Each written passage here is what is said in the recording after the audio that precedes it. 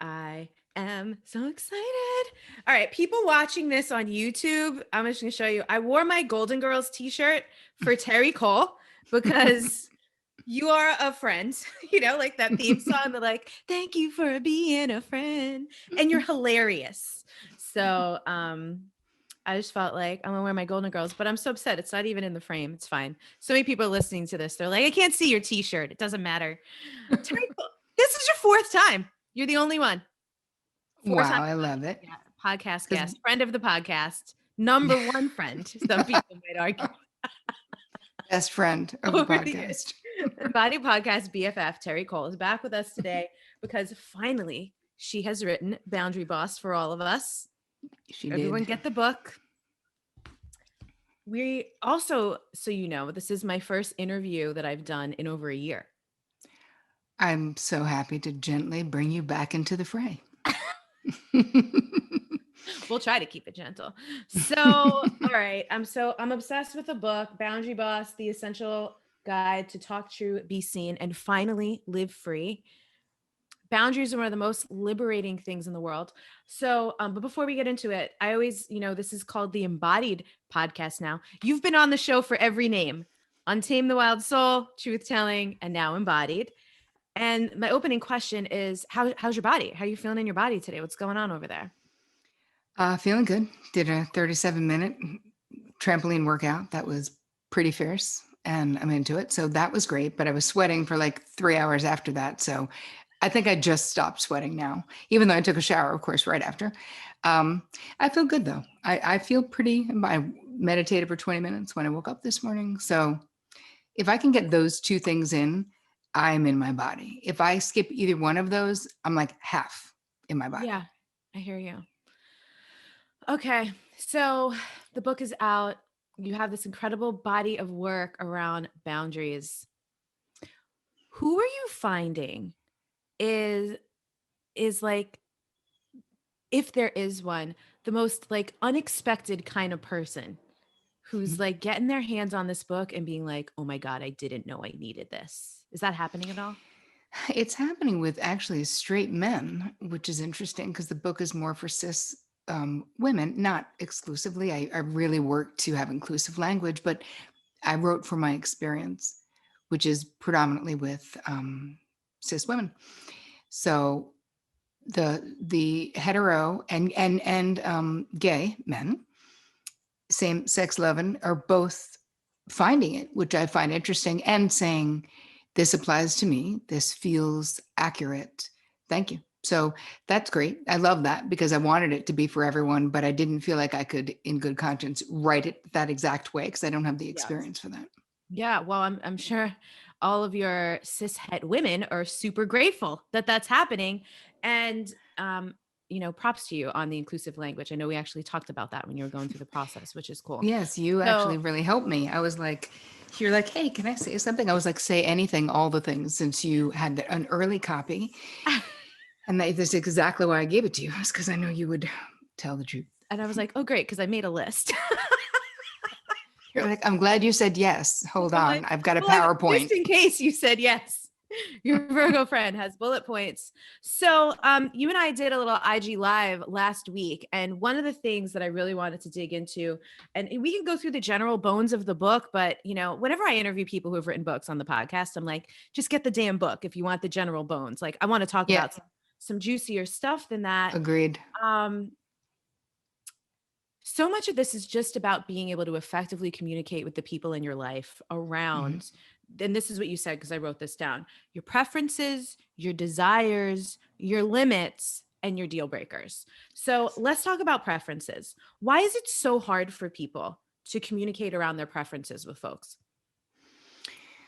Well, part of it is many of us were trained not to, and to think that having a preference was burdening someone else. If you were raised and praised for being a self abandoning codependent, if you were raised as a woman in more of the traditional sense, we were taught, at least anyone who was, I don't know, I grew up in the 70s and 80s, and even I've got people in my courses from every from every decade growing up. And it's the same, which is like, be a good girl, be nice, be self-sacrificing, be kind to others, be generous, all of those things. A lot of times the information, because listen, the thought of being nice, obviously there's nothing wrong with being raised to be nice, but we got lost along the way.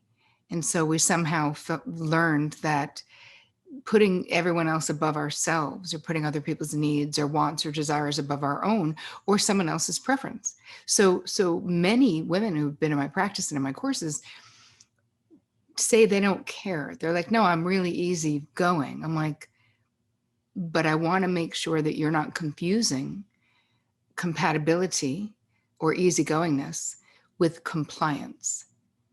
Totally. Right? Like, I want to comply with what this other person wants so I can avoid conflict. I can avoid being rejected. I can avoid maybe a hard conversation.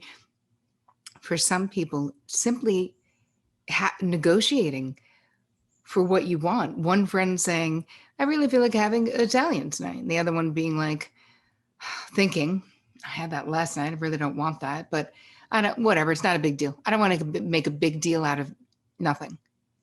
So in the book, I talk about the lies we tell ourselves to avoid having any kind of boundary, preference, or limit,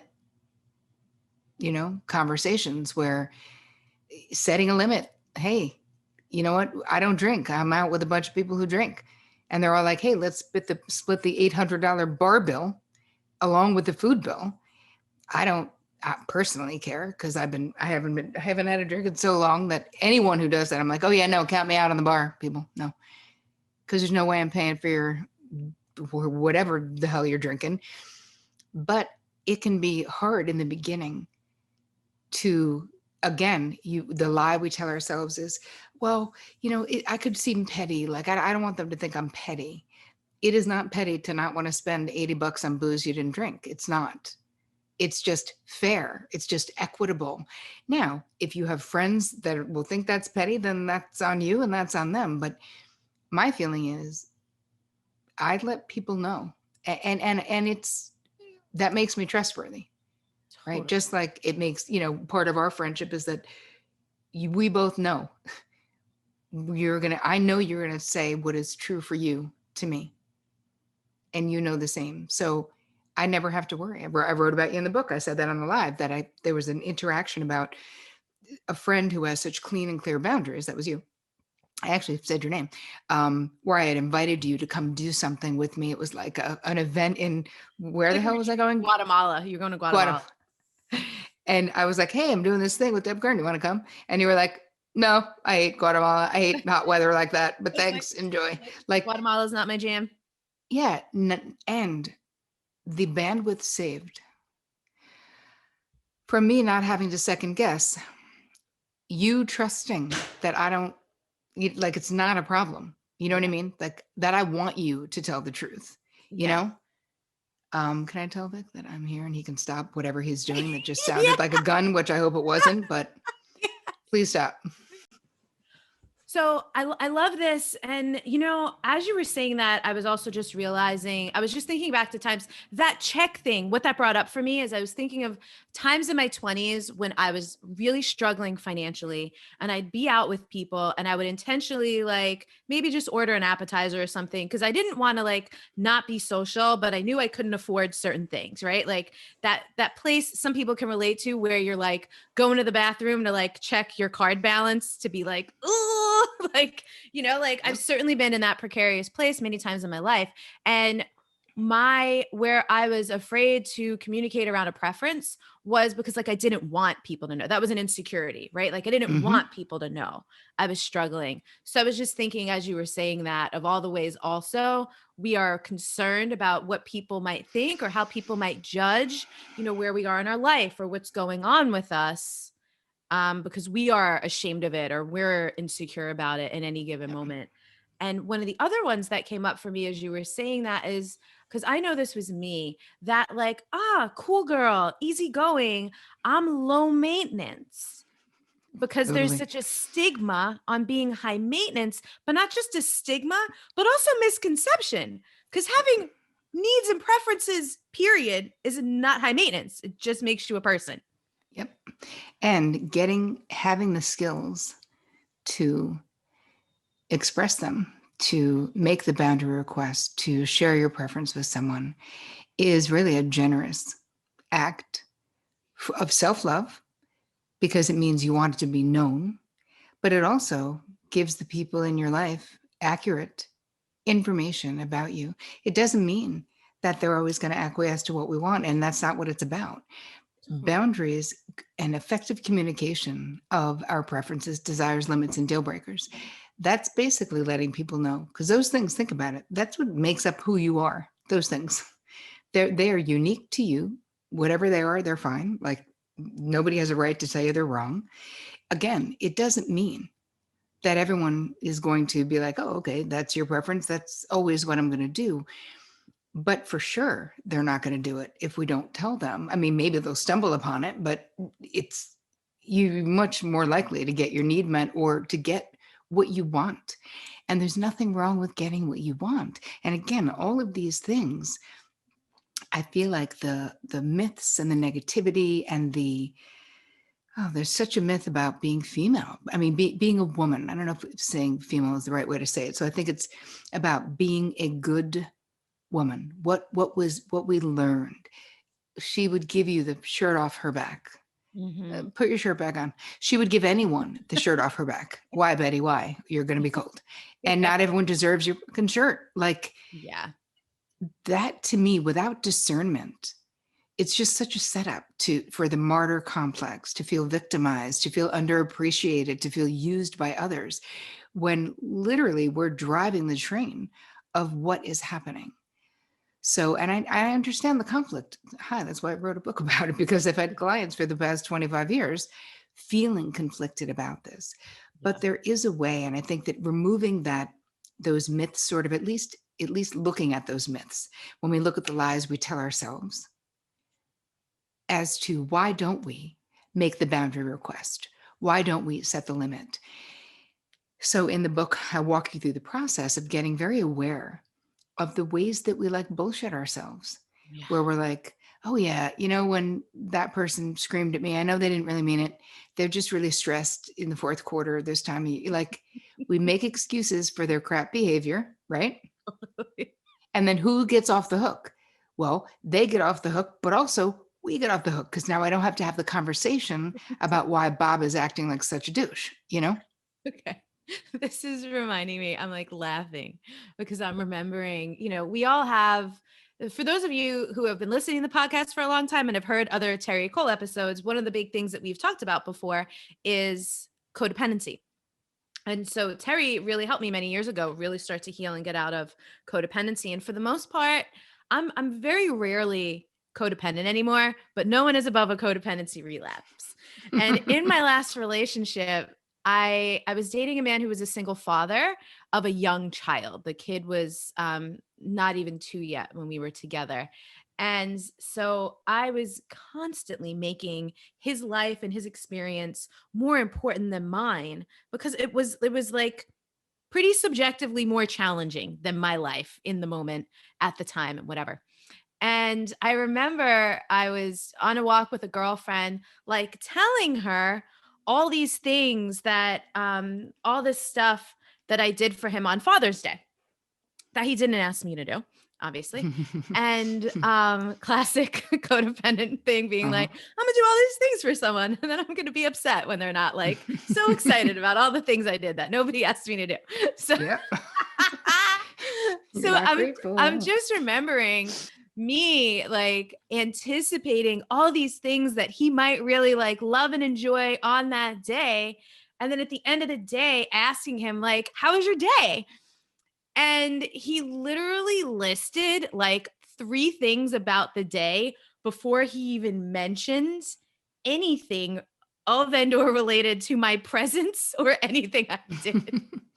And in that moment, I was like, it stung a little bit, but I was like, oh, this is absolutely on me for doing this thing again, where I'm like, oh, let me bend over backwards to think I know what anyone needs or wants, rather than like asking or having a direct thing or being like whatever. So it just reminded me of that, because the next thing that I was going to ask you were around the lies we tell ourselves around desires, because that was me like projecting Mhm. my desires onto him, Yeah. like what I would want. So Yeah. silly. But here's the thing, it's also so human. Yeah. So we're still going to do that because it's part of human nature. But instead of just doing it, instead of just going with the projection, next time you would check in some and be like, would that be good? Does that sound good to you? We want to surprise people though sometimes, and it feels fun to do that. We want it to be a surprise. So I totally understand where you were coming from, but it's that moment when you felt disappointed, the moment when you felt stung by the lack of excitement or the lack of appreciation. That's how you knew. You were like, oh, right. That was I had sort totally of, set myself yeah. up for this. Yeah. Yes. Yes, I did. Funny now, years ago, it would have been like, I would have been like, he doesn't Right. love me. Right. It could be devastating.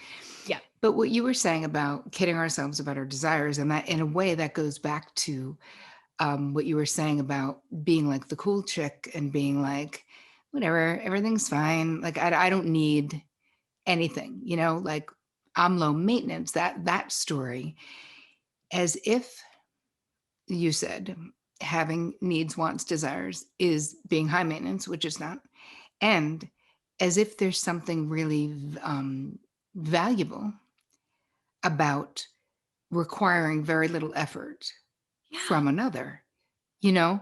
And I think about how not low maintenance I am in my life, in my marriage, in my, I don't say it that way, but is there something required? There's something required to be in my life, no matter who you are, right? Like friends, I don't got time. Like I've got really solid sort of boundaries in that way, but I'm positive that I'm worth it. You know what I mean? Mhm, Like, I mhm. think I know with Vic sometimes he's not a fucking day at the beach either, though. But we both have our things, but it's also worth the energy. Yes, if I'm talking to someone, I don't care who they are. Do they need to not be scrolling on Instagram? Yeah, that makes me high maintenance. I don't give a fuck. Like, I literally do not care. Right? Someone's like, I'm listening. I'm like, oh no, I'll wait. you're not. Which is exactly what I say.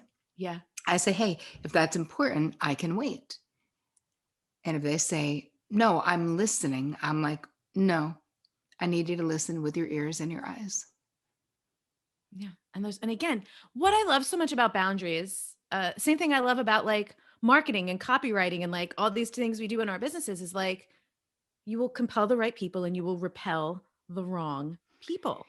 I If love you repelling the wrong communicate, people. yes, me too, but that's the whole thing though. The whole thing is that if we communicate, like I just did something about boundaries in dating that just came out. And it's like early and often expressing our boundaries, because isn't it so much better to not be 2 years in and then you're revealing this stuff about yourself and the other person's like, hello, what? None of that was discussed. Oh my if God. someone if you're thinking about dating, like what are appropriate kind of boundaries? Someone says, hey, I'm going to call you Friday, we'll have to make plans, we'll see each other Friday night, and then they call Friday night at 11. Right, bye. So instead of, but a lot of times, especially early on, my clients would say to me, or they texted, what's up type of thing at 11 when they were supposed to actually go out that night. And they're like, I didn't really know how to respond. And I'm like, well, you have a choice. You can either collude with this fake reality that this person just served up to you, or you can go, oh, what's up? When I didn't hear from you, I just figured you had a flaky moment. But anyway, I'm actually just about to hit the sack with a good book, or whatever it is that you would want to say. There's a way to say, you said you were going to call and you didn't. So I'm not just pretending you didn't say that, because that's friggin' weird. And it's also not being truthful. Totally. The more you can say that, and if the person's like, oh, you know what? Oh my God, my bad. You're totally right. You're totally right. I'm sorry. Then you're like, oh, they could have been busy. They could have got the days wrong. There's all kinds of things. If the person is like, Well, I mean, you don't have to be a bitch about it or like, why are you so high maintenance? You know what I mean? Yeah. Hi, get out. Like, Qualified. You're we're good. not. Good to know. Bye. Total. I love. Okay. So this is one of the things that I have loved being single for the last few years, mostly, to be able to practice my boundaries. You know, like I know a lot of people bemoan singlehood, but it's such a great chance. Dating is just opportunity after opportunity after opportunity to It is. practice boundaries, and I love that so much. I had an experience a couple months ago with a man. We were not dating. This was a straight up pandemic boo. It was what it was. And and this is why something that I love geeking out on with you, especially, is the power of direct communication. Because something that you've noted more than once already, which is so important, is that we need to communicate. But then there is the matter of effective and ineffective communication, Yep. right? And Yep. there's so many people who ineffectively communicate because they're not actually directly saying the thing that the other person needs to know. So what happened was, let's call it a miscommunication, which I'm giving big air quotes to that. Mhm. Was I was supposed to, he was going to come over. There was like a rough timeline on it. And so once that timeline had kind of passed, I was like, hey, just let me know your ETA. Like, I'm here. It actually wasn't that big of a deal because there was a window within Right. where I was kind of expecting him. And then like his phone had died. He got back to the city. I'm in Oakland. For people who don't know the Bay Area, that's just a detail because it would be inconvenient to come back. And then Right. he's like, "Oh, I'm so sorry. Phone died. I ended up getting food after golf and I just got back to my place. I had to drop off my friend." In his mind, that was his way of telling me that he was not going to be able to make it. In my mind, I'm like, "Cool. So are you still going to come or should we reschedule?" And no response until the next morning, at which point I had sent a couple messages to be like, hey, like, did you die? Like, what happened? Like, I got ready. I was here. I was waiting for you. Like, we had a plan. Mhm. Like, I know this is like nothing serious, but this is just not how I roll with people. Yep. With anybody. And he was like, geez, like, I'm so sorry. It was poor communication on my part. But to me, like, this isn't the end of the world. I'm like, it's not the end of the world to me either. I just don't roll like this.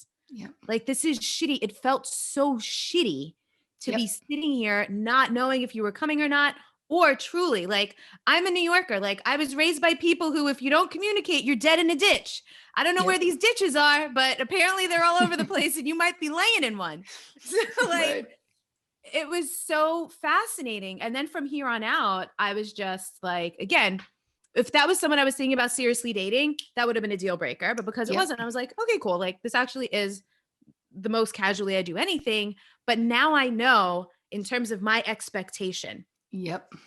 around. So, like, literally the next time we set plans, I was like, hey, I'm here. If you show up, I'll be excited. If you don't, it's cool. If you think to send me a message, great. You know? Yep. But he never did it again. Right. But again, there is such an aversion for many of us, men and women, to be direct. Totally. So he was fine telling you a litany of things that he did without being direct about the fact that he was no longer coming. Totally. Why Why do wouldn't you people just? do that, by the way?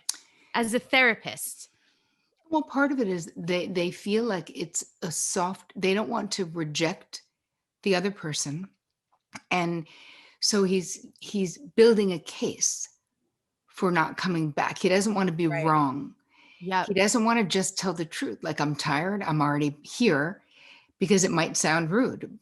Hi, being obtuse as hell is rude too, though. And not owning what, just say what you're saying. And I think that most of us can really respect that, even if a harder conversation ensues briefly. What happens is there is a real connection. People be indirect communication, as you were saying. So you think about, what are the ways that we can communicate? We can communicate. We can be passive with our communication. We can be assertive with our communication. We can be passive aggressive with our communication, and we can be aggressive with our communication. Those are the only ways that we can do it. So if you look at passive, especially if we're dating or wherever, is just sort of going along to get along, trying to maybe be the cool chick, trying to avoid conflict at all costs, right? You have a more aggressive one, which is usually the pendulum swings the other way, where you're trying to micromanage and control. There's a lot of fear-driven stuff with people who are aggressive in communication. And then we have passive aggressive, which is exactly, now that's twice as confusing as all the other ones, because you're like, it's fine, as you're fuming. Right. Is it fine, or are you fuming? Like, what's happening? Because I'm totally confused. I said, it's fine. Don't worry about me. I'll get myself home like I always do. So should I not worry about you, or should I be worrying about you from what you just said? Like that very confusing directive. And so many of us, why do we resort to passive aggressive? Most of us were raised. I definitely was. I was raised in a family that no anger. And I know you were not, but there was no expression of anger. Nobody was allowed to be angry. There was no anger. So of course that doesn't mean there was no anger. Obviously, it just means it goes underground. And then for me, it had to turn into another emotion. So I was allowed to be upset, but I couldn't be angry. You want to talk about confusing the crap out of knowing how you feel, confusing the crap out of trying to create effective boundaries when you don't even know your own feelings. So passive aggressive communication is something that a lot of us, because you need to get the anger out. Totally. It doesn't just go away, right? So anyway, there all of that stuff, most of it is disordered boundaries, except assertive communication, because that's the one where you're just straight up saying what the deal is, knowing who you are, can kind of roll with the punches when you need to, can assert yourself when you need to, tell the truth. That's it. The reason why I asked is because I always want to come from the place. I know sometimes people are listening and they're relating on either side, right? And if they're on the side of the person who's been passive aggressive or the passive communicator, I don't want anyone to shame themselves. I want you to know if you're that person, you've had valid reasons for doing that. And it's just not a great practice. Like there's many valid reasons to work on that and be better about being direct.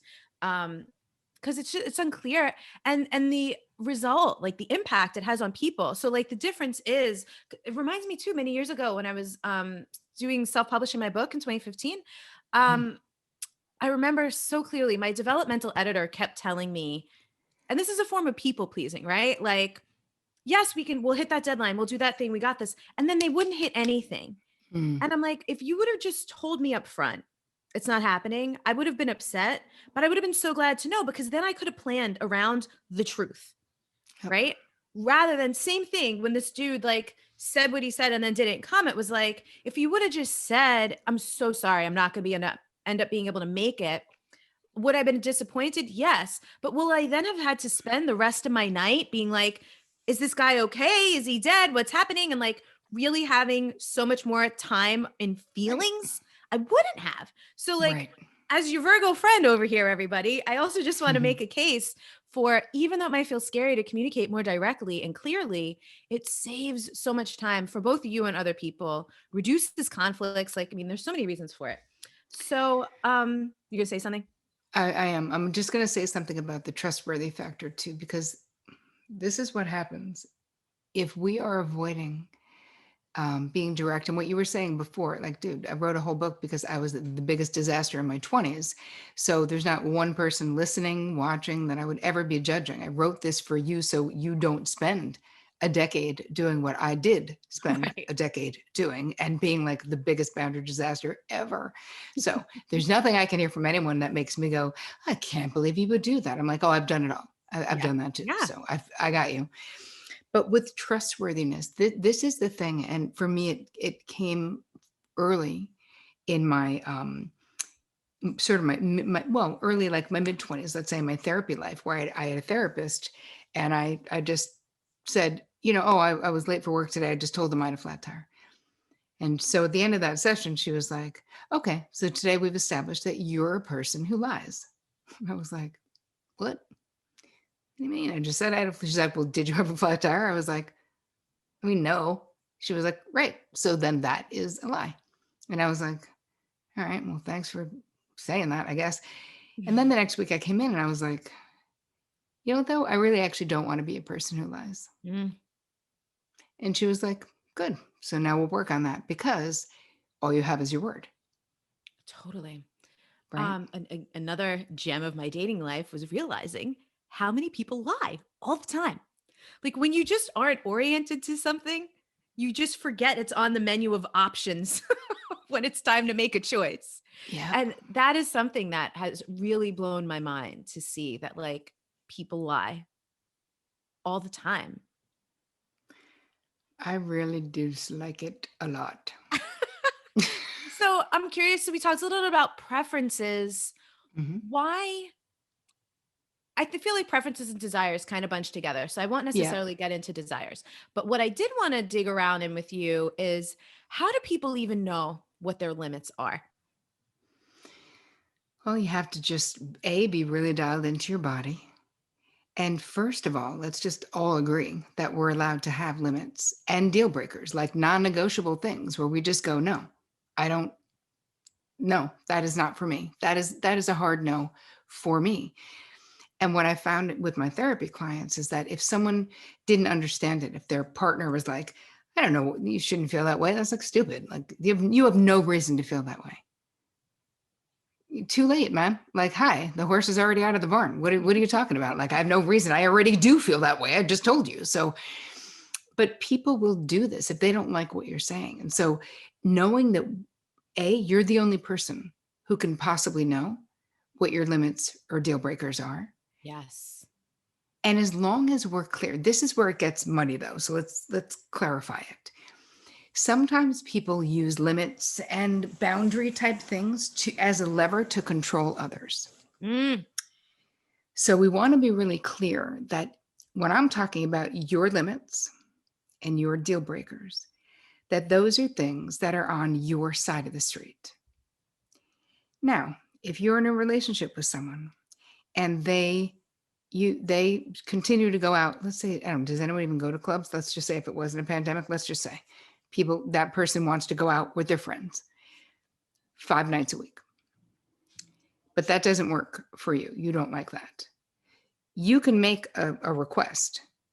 yeah. And if that's not going to change, that's a deal breaker for you. And when people are like, you should never give an ultimatum in a relationship, I'm like, no, that's not true. You should never give an ultimatum that you're not willing to follow through. I don't call that an ultimatum. I call it telling the truth. So that would mean saying to the person, hey, I really like to make a simple request that we compromise. I would prefer us to be together every night of the week. Let's just say that was that person's preference. You would prefer to be with your friends 5 out of 7. So can we meet in the middle and do 3 and 4 or whatever, something? And if the person isn't willing, or if the person says yes, but then doesn't do it, you have to, at that point, attach some kind of a consequence Totally. and let them know, like, hey, we're getting to a deal breaker point. Like, I don't want to continue on. It's not fulfilling me to be in a relationship with you when you're never home. So if that's not going to change, then I really think that we should think about splitting or whatever. Like, we have to have those types of conversations. So again, you're not trying to manipulate the person to stay home. You're saying, you're really checking in. Like, are we not compatible? Because if you want to go out 5 nights a week and I never want to go out, basically, that then we don't want the same things. We don't want the same closeness or the same type of relationship. Yeah. And that is a deal breaker. And if Yeah. that's your deal breaker, you have a right to it, is what I'm saying. Okay, I love this because boundaries and how people respond to boundaries, right? And these things, preferences, desires, limits, deal breakers, show you if people want to be in the same kind of relationship with you that you want to be in with them. This Yes. is amazing. I have exited a lot of friendships in like the last 5 years. And this is the main reason why, right? Like some people, they want to be engaging with me in ways I don't want to engage with them, and vice versa. One that I Mhm. left in the fall was actually because a friend and I had had a little like squabble over text. And I thought that we had a level of closeness where it was fine. We did need to like talk to clear it up. But then she left me hanging for a month. To me, Mm. a month is a long time. She had some stuff going on that I didn't know about, right? So here we are again. There's uncommunicated stuff. All I know is that we had a conflict, and this person who's supposedly a dear friend of mine has left me hanging for a month. which for me, that's not how I want to roll with my closest people, right? If No, it someone's feels super punishing. close, yeah, It feels exactly. punishing. So I'm Mhm. like, all right, cool. When I checked back in, I was like, hey, I would really like to close the energetic loop on this. Are you available to do that? Or are we at a point where we are seeing that maybe this friendship has run its course? And in her response to that, that her response was that I was trying to control her or whatever, or like make a demand. And I'm like, I'm really not. Like, I've been hanging out for a month, kind of not knowing what's going on, holding these feelings and not knowing, like, Right. needing some resolution because this is energetically, emotionally, and mentally distracting. So, like, do we want to close the loop on this thing or do we want to close the loop on the friendship? Because, like, that's where I was at the time. I'm like, I'm not engaging these types of relation of behaviors in my super close friendships, you know? Mhm. I don't need that person in my inner circle. Right. It's fascinating to me how I I get mean it though. I get it. Exactly. I was going to say it's fascinating then I was like, actually, no, I totally understand why people do these things. So, something else that I really love about your book. I'm going to shift the conversation a little bit. I really like how you distinguish between boundary bullies and boundary destroyers. Mm, Can we talk about what each of those things are and the differences between them? sure. So I make the distinction in the book because not all people are the same. And it isn't like we approach every boundary the same way, boundary request. So you're going to have boundary first timers, which are people, even if you've thought that you wanted to make a boundary request with them, if you haven't done it yet with that person, then they're a first timer. Then you have the repeat offenders. So those are people that you have made the request, but they continue sort of stepping over that line. And then you have boundary bullies where it seems like they're always sort of aggressively looking to get their need met, even if it means trampling on your thing. And then we have boundary destroyers. So they go in succession, right? Getting worse as we go. Mhm. Boundary destroyers, now they go into a totally different category because these are folks that are emotionally manipulative, like emotional predators. And it can be people with narcissistic personality disorder or histrionic disorder or bipolar. And that doesn't mean if you have bipolar, this is you. It does not mean that. But a lot of untreated Mhm. um, mental health challenges can produce these behaviors. And boundary destroyers, the way that I teach it in the book, everything that I teach you up until that point, strategies, proactive boundary success plan, language, scripts, all the things you need. When we get to boundary destroyers, those rules do not apply because the rules do not apply to these people. So that chapter is really about the reader becoming fluent in the ways that people who are emotional predators, what are the things that they do to get around our boundaries, Yeah. right? From love bombing to um, gaslighting to flipping the script, right? And you being mad at them about something. Were we talking about this on the live? And then Yeah. suddenly Yeah. suddenly you're like, wait, I'm leaving this. How am I apologizing again? Like, Totally. how did this person so masterfully take what I was mad about and somehow make it be that actually it was me who did the wrong thing, whatever it is. Yeah. People just straight up lying, like you were saying, like, hey, that never happened. I never said that, even when you know that they did. Now, if you weren't dealing with the boundary destroyers, there'd be a particular way that Yeah. you would handle it. So we're always looking at safety, as we talked about, but it's very important. So I give you a lot in that chapter of, have you had these experiences? Mhm. And really getting clear that there's a whole arsenal of emotionally manipulative weapons that boundary destroyers can use. And this doesn't this isn't just romantic relationships. This can be a boss, this can be a parent, this can be a friend, this can be a lover. And the more you know, the better decisions you can make for yourself, Yeah. right? The better protected you can be. Because listen, some people don't want to go no contact, let's say with a parent. But I have ideas of how you can not go through that emotional meat grinder with them every time you would like to make a request or every time your boundary is being trampled by them. Yeah, I love this. And again, I said this in the live, but I'm sure some people did not see the Instagram live. what I appreciate about this so much, I find is lacking in so many bodies of work, is when people don't make the distinction and when people don't educate folks on what emotional manipulation looks like. And then also like the nuance and the distinction that, there are boundary first timers. We have to give someone a chance to even know what our boundary is. I had someone sharing something with me recently and they said, like, yeah, this person was totally like bulldozed my boundaries. And I was like, well, had you set boundaries with them?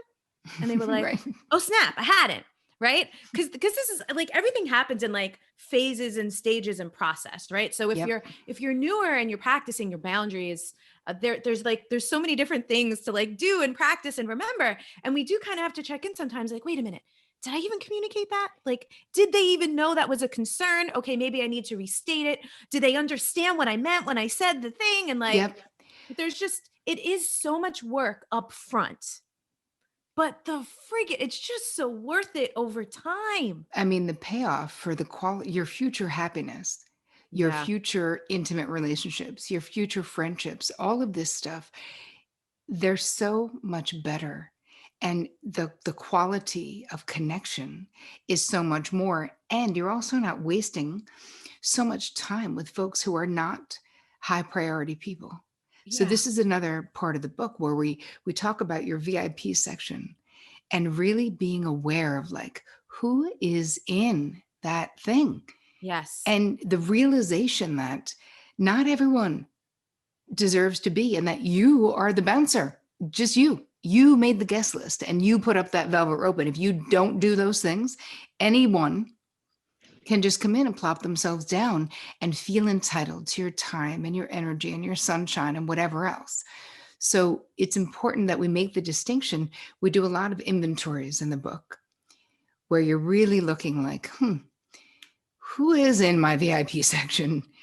And is there mutuality? Or is it really like my third cousin who's crashing my bachelorette party or whatever, because we're family, says she. No, that's, and even straight up family, even if it's direct, that doesn't mean, like, this is where we make the distinction for ourselves. We have these downloaded blueprints, and perhaps your blueprint, if it went unexamined, right, it's down here in your unconscious mind, says that all family should be in the VIP section, no matter who it is. But you can take a look at that blueprint and go, no, actually, that's not how it's going to be for me. Not my blueprint. Nah, that's what I'm talking about. That's somebody else's blueprint. And I don't want all of those people in there. And I don't want to twist myself up in a pretzel for them. And I don't want to rearrange my schedule for them. Because if you don't look at those things and make conscious, mindful choices about who you are expending all this bandwidth on, how do you end up? Bitter, angry, resentful. Exhausted. Um, Exhausted. what I love so much about boundaries too, again, I'm always thinking of like both sides of the things or the, different areas and the way different parties are affected is there are so many people who like are where they are. Maybe they're emotionally immature or underdeveloped because no one has ever invited them to like Mhm. step up, step in, or step out.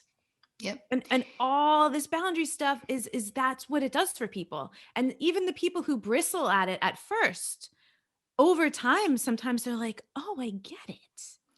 Of course, there's going to be a process, especially in established relationships. People will Yes. bristle. You change the dance and they're going to notice. But we can't be so thin skinned, right? And I agree with you. Like, I really work, and I worked in the book too, to not vilify people who, it's a lot of times it is not intentional. Some people They are don't get not it. dialed in. They Yeah. they can't see social cues. They don't know. Maybe you hinted, maybe you implied, and they're just more obtuse than someone else. So I make a generous assumption about most people because it is my responsibility to clearly and cleanly, effectively communicate what it is that I want, like how I'm feeling. Ask the question if I'm unclear. So, what are you saying? You know, and it's funny, you were talking about the pandemic, Boo, and said you did ask the question.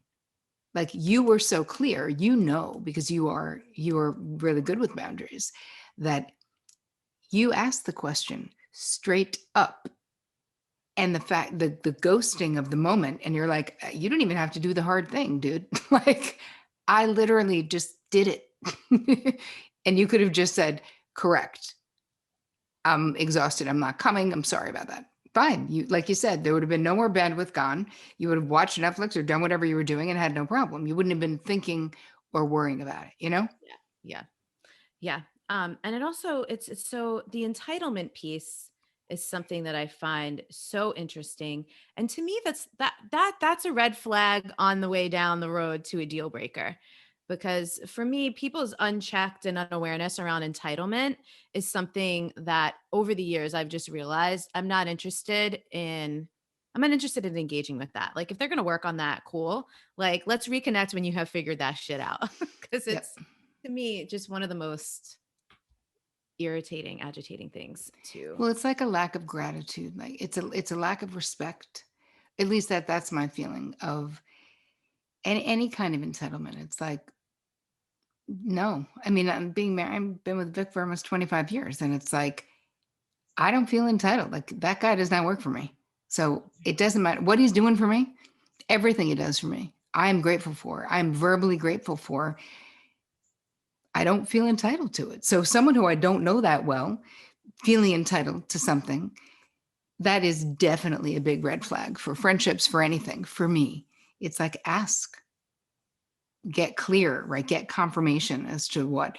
But again, when we think about what we were talking about before, Elizabeth, it's like disordered communication Mhm. is the foundation for disordered boundaries. So that's why so much of the book is about communication. And yes, it's about effective boundaries, but what do we build that on? How do we communicate them? It's the words, it's the strategies, it's the knowing that you can do it with kindness, with ease, with grace, if it's appropriate, with love, if it's needed, a little bit more heat. There's all different ways that you can do it. You'll do it in your own style. You'll Yes. do it in a way that suits you, right? And I don't assume in the book or in any of my teaching that I know what that is. I always give you an option to be funny because I use humor a lot, Same. but you may not take me up on it, and that's fine. But everything can be done in baby steps. So if you're listening, if you're watching and you feel like, it's overwhelming, I so feel you and I got you. And yet imagine that it's literally the next right action and then the next and then the next.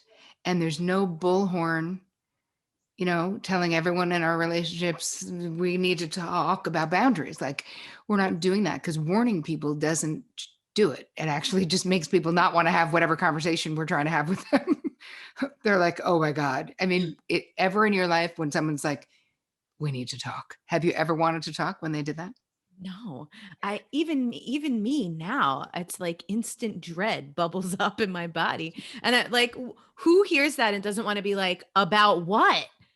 I feel like that's a boundary. So one of the other things I love about boundaries is once we get like really considerate about our own, and again, I love this context of preferences, desires, limits, and deal breakers. Once we start to get super clear on that, it also helps us to become very conscious and compassionate that everyone else has them too, or they Yes. should. Right. And so this is for me funny where being good with boundaries and formerly being super codependent used to intersect. I would be managing the boundaries other people should have that they didn't. Like, bitch, you should really have a boundary here that you don't. So I just want to check in and see if maybe you want to. And I stopped doing that too, but I don't think there's anything wrong with once you're more aware of your own and when you are with your close people being like, hey, is this cool with you? Almost reflect their preference. I know that you prefer da da da da da. Like, does this work? Like, you could literally tell me if it doesn't. Yep.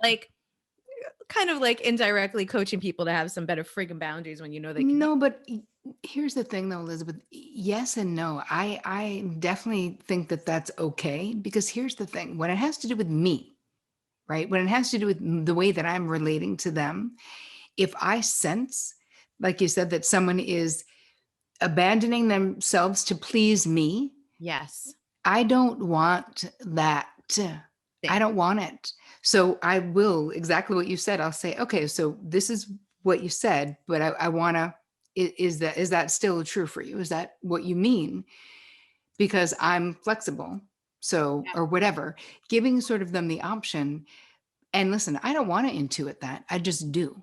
Like Same. I'm not trying to. It's just, I And just listen, feel it. we got a lot of people listening that are that kind of person, which is why I brought it up, because it's uncomfortable to hold a thing that you could feel, even if someone hasn't necessarily said it. And I feel like there's nothing wrong with checking in to be like, excuse me, just want to Yeah. check, Just making sure. just making sure. All right. So to wrap up, is there anything, I love asking always people, is there anything I didn't ask you that you're like, damn, I wish we talked about this? Oh no, there's so many things. We could talk for 17 hours, but I do have I created something for your listeners. You Oh, watch. yay. So it's going to be about boundaries and codependency. Yay. So it's so good. I think it'll be really, really helpful. So you guys can get that at boundaryboss.me/embodied. So boundaryboss.me/embodied. And we'll put that link in the show notes. Yeah. This is episode number 348 for anyone listening. So if you go to untameyourself.com/348, you're going to find links to the book, links to Terry's website. She's a great podcast, also YouTube channel, Instagram, all of her stuff. And we'll make sure this boundaryboss.me/embodied gets in there too, so you can get the resource. So yes, and that's real. Like we could talk for 17 hours. We will continue to talk for 17 hours.